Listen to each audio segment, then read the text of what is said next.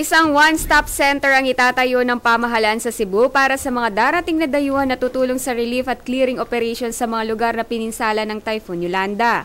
Ayon kay Secretary to the Cabinet Jose Rene Almendras, plano nilang wag nang idaan sa Metro Manila ang karamihan ng flights na papasok sa bansa na may kaugnayan sa isinasagawang operasyon sa Visayas at Southern Luzon.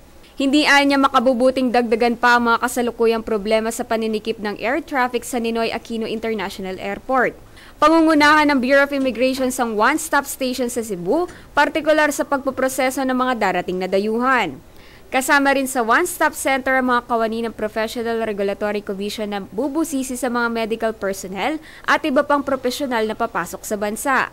Dadaan naman sa Food and Drugs Administration ng gamot mula sa ibang bansa, ngunit hindi ito sasailalim sa masusing pagsusuri. Nauna nang pinabura ng Bureau of Immigration ng mungkahing luwagan ng immigration regulations para sa foreign humanitarian workers at humanitarian relief volunteers na tutulong sa mga biktima ng Super Typhoon Yolanda. Ayon sa kalatas ng ahensya, hindi na obligado ang mga darating na dayuhan na magkaroon ng 6 na buwang validity ang kanilang passport.